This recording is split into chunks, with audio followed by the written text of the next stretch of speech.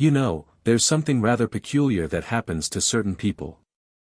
They walk into a room and they feel it all. The unspoken tension between two friends, the hidden sadness behind a smile. And we've been told this is a gift, haven't we?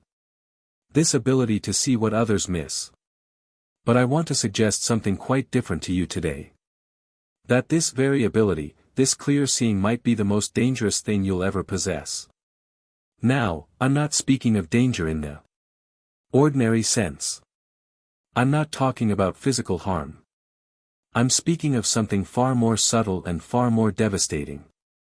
The danger of becoming so aware that you can no longer participate in the beautiful unconsciousness that allows most people to live their lives in relative peace. Have you ever watched people at a party? Really watch them. They're playing a game, you see. Everyone knows the rules without ever being told. You ask how someone is, they say, fine. And you both pretend this is a complete answer. It's a kind of collective agreement to stay on the surface, to keep things pleasant, to not look too deeply.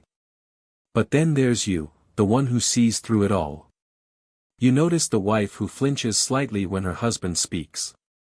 You sense the colleague who's desperately lonely despite being surrounded by friends. You feel the anxiety rippling through the room like an invisible current.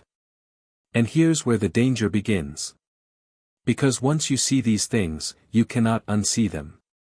And more troubling still, your very presence becomes a kind of mirror that others cannot bear to look into. Let me tell you what I mean. When you see clearly, when you perceive the hidden currents beneath social interaction, you're essentially calling attention to what everyone has agreed to ignore. And people don't like this. They really don't like this. Not because they're bad or stupid, but because your parody threatens the very structure that allows them to function. Think of it this way. Society is rather like a stage play. Everyone has their part. The successful businessman, the devoted mother, the reliable friend. These are roles, you understand. Costumes we put on. And the play works beautifully so long as everyone stays in character.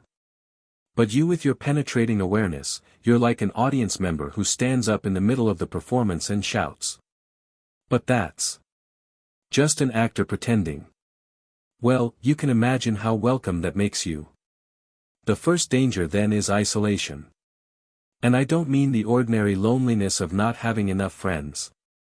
I mean something far more profound. The isolation of living in a completely different reality from everyone around you. You're speaking a language nobody else understands. You're seeing a world nobody else can see. And the terrible irony is that the more clearly you perceive, the more alone you become.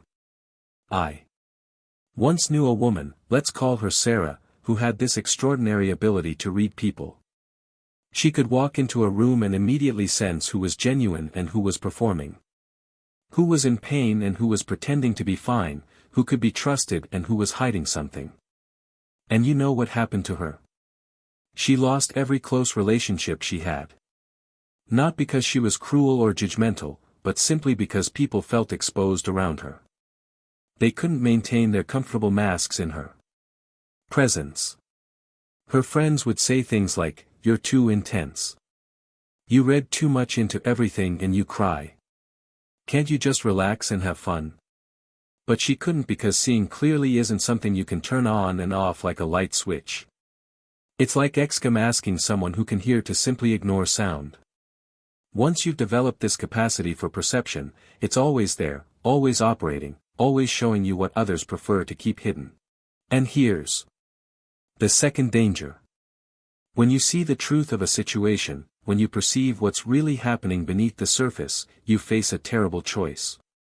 Do you speak or stay silent? If you speak, you risk being attacked.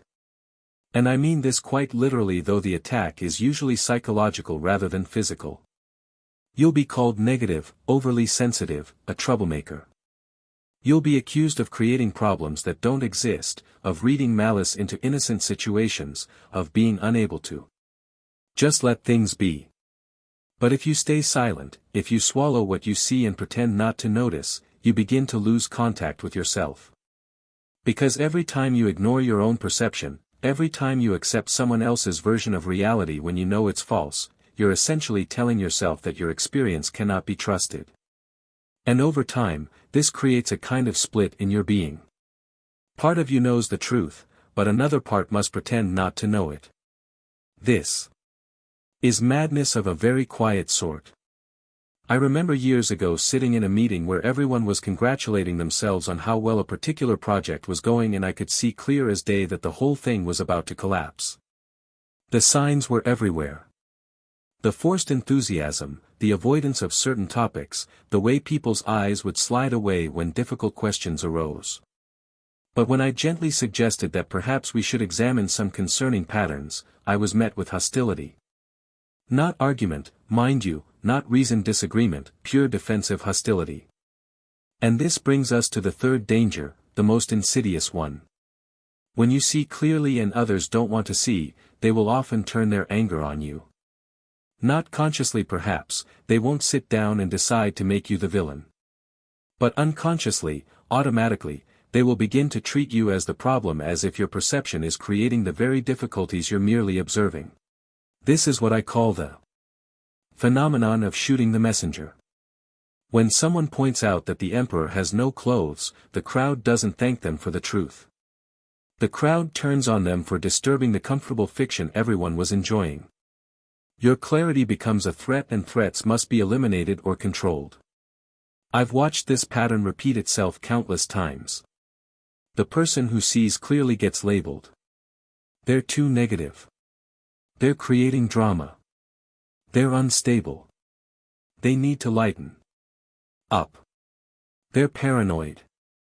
Notice how all these labels have one thing in common. They all suggest that the problem lies in the perceiver, not in what's being perceived. It's a brilliant defensive maneuver, really. If we can convince you that your perception is flawed, we never have to look at what you're perceiving. But here's what nobody tells you. The fourth danger is perhaps the most devastating of all. When you're constantly absorbing the emotional states and hidden truths of everyone around you. When you're perpetually picking up on what's unspoken and unfelt. You begin to lose track of what actually belongs to you. Your own feelings become mixed up with everyone else's. You walk into a room feeling perfectly fine and leave feeling inexplicably anxious or sad or angry. And you have no idea if these feelings are yours or if you've simply absorbed them from the environment like a sponge soaking up water. This is exhausting beyond measure. Imagine never quite knowing which thoughts are your own. Never being certain whether the emotion you're feeling belongs to you or to the person sitting next to you. It's like trying to hear your own voice in a room full of people all talking at once. Eventually, you might forget what your voice even sounds like.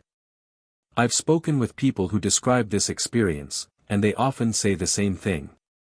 I feel like I'm disappearing, like there's less and less of me and more of everyone else. And this isn't poetry. This is a real psychological danger. When the boundaries between self and other become too permeable, when you're taking in too much without adequate protection, you can actually lose contact with your own center, your own identity. Now, you might be thinking, well, this all sounds rather grim. Is there no hope for those who see clearly? And here's where we come to something interesting, because the danger I'm describing is only dangerous when it's unconscious. When you don't understand what's happening to you, when you think you're going mad or that something is wrong with you. But once you understand the game, once you see that where your clarity is not a flaw, but a particular kind of awareness, everything changes. Not because the seeing stops, but because your relationship to it transforms. You begin to realize that you're not required to save everyone from their unconsciousness. You're not obligated to point out every hidden truth or fix every unacknowledged problem. You see, the truly dangerous thing isn't the seeing itself. It's the compulsion to do something about what you see. The belief that if you perceive a problem, you must solve it. If you sense someone's pain, you must heal it. If you notice a group's dysfunction, you must correct it. This is where the real trouble begins. Because you're essentially taking responsibility for things that aren't yours to fix.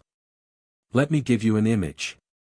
Imagine you're walking by a river and you notice the water is muddy. You can see this clearly. Everyone else passing by seems not to notice or not to care. Now you have a choice. You can jump into the river and try to clear it with your hands, stirring it up more in your efforts, exhausting yourself in an impossible task. Or you can simply observe that the water is muddy. Perhaps make a note that it might be wise to wait before drinking from it and continue on your way. The water will clear itself when the conditions are right. Your frantic stirring won't help. In fact, it will make things worse. This is the wisdom that must accompany clear seeing. The understanding that not everything you perceive requires your intervention. But here's the paradox. Once you stop trying to fix everything you see, once you relax into simply being aware without the compulsion to change or control, your perception often becomes even clearer. And more than that, people begin to feel safer around you because you're no longer unconsciously demanding that they see what you see or change to accommodate your awareness. Think of it like this. When you meet someone who sees you clearly, but doesn't need you to be different, who perceives your struggles without trying to rescue you, who understands your fears without requiring you to face them on their schedule. How does that feel? It feels like freedom, doesn't it? Like you can finally breathe. This is what clear seeing can become when it's integrated properly. Not a weapon you use against others' unconsciousness, but a gift you offer through your presence. You see them completely, and in that seeing you allow them to be exactly as they are. This doesn't mean you approve of everything or pretend problems don't exist. It means you've stopped making their unconsciousness your personal project. I want to be very clear about something. I'm not suggesting you become cold or indifferent. I'm not proposing that you stop caring about people or turn away from genuine suffering. What I'm suggesting is that there's a difference between compassionate awareness and compulsive fixing, between seeing clearly and making yourself responsible for what you see. The danger of seeing what others don't lies not in the perception itself but in what you do with it. If you use it to separate yourself, to feel superior, to justify your isolation, then yes, it becomes dangerous. If you use it to attack others for their blindness, to shame them for not seeing, to punish them for their unconsciousness, then yes, it destroys relationships and leaves you alone. But if you can hold your clarity lightly, if you can see without grasping, perceive without controlling, understand without demanding, then your awareness becomes something entirely different. It becomes a space in which others can gradually wake up at their own pace, in their own time, without being forced or pushed or judged. Here's what I've learned after many years of watching people with this capacity for clear seeing. The ones who suffer most are not the ones who see the most. They are the ones who haven't learned to protect themselves while seeing. They are the ones who absorb everything without filtration, who take on every burden they perceive, who exhaust themselves trying to wake up a world that isn't ready to wake up. The ones who thrive, who manage to use their perception without being destroyed by it, they've learned something crucial. They've learned to be in the world but not of it. They can see clearly without being consumed by what they see. They can perceive deeply without losing themselves in others' experiences. They maintain what you might call a conscious distance, not the distance of cold withdrawal, but the distance of healthy boundaries. And how does one learn this? Well, it starts with spending time alone. Real time, not just physical solitude, but psychological solitude. Time where you're not taking in anyone else's emotions or thoughts or problems. Time where you can settle, like that muddy water we talked about, until you can see clearly which feelings are actually yours and which ones you've been carrying for others. It continues with learning to trust your perception without being controlled by it. Yes, you see that your friend's marriage is in trouble. Yes, you sense that your colleague is deeply unhappy. Yes, you feel the dysfunction in your family system. All of this may be absolutely true. But the question is not whether you see it correctly. The question is what you're going to do with this information. And sometimes, often, actually, the wisest thing to do is nothing at all except hold the space for truth to eventually emerge on its own. This doesn't make you passive or uncaring. It makes you wise because you understand that people change when they're ready to change, not when you need them to change. Problems get solved when the conditions are right, not when you've decided it's time for them to be solved. And consciousness develops at its own pace, which is almost never as fast as you'd like. So, here we are at the heart of it. The danger of seeing what others don't is real. It can isolate you, exhaust you, turn you into a target for others' defensive anger, and cause you to lose contact with your own center. But it doesn't have to. Not if you learn to carry your awareness consciously. Not if you develop the strength to see without the compulsion to fix. Not if you can remain true to your perception while allowing others to remain true to their own process of waking up. The gift and the curse are the same thing. The question is only whether you'll learn to handle the gift with enough wisdom that it doesn't become a curse. Whether you'll develop the patience and the boundaries and the self-knowledge necessary to be clear without being crushed by your own clarity. And perhaps most importantly, whether you'll find others who can see as you see because they exist.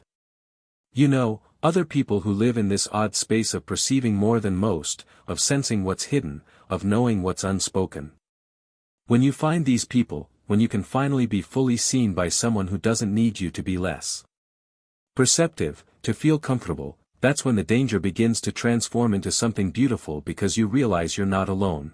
After all, you're not crazy. You're not broken. You're simply awake in a world that mostly sleeps.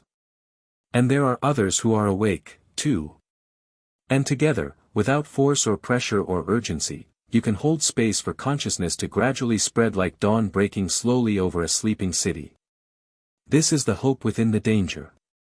That you're clear. Seeing, when held wisely, becomes not a burden you carry alone, but a light you offer to others, gently, patiently, allowing them to approach it when they're ready, if they're ever ready, and if they never are, well, that's their right. Your job isn't to wake them up. Your job is simply to remain awake yourself, to keep seeing clearly while learning to live peacefully with what you see. The danger is real, but so is the possibility. The possibility that you learn to be conscious without being consumed. That you'll see deeply without drowning in what you perceived. That you'll carry your awareness as a gift rather than a curse. And that, my friends, that is the art of living with eyes wide open in a world that prefers to keep them closed.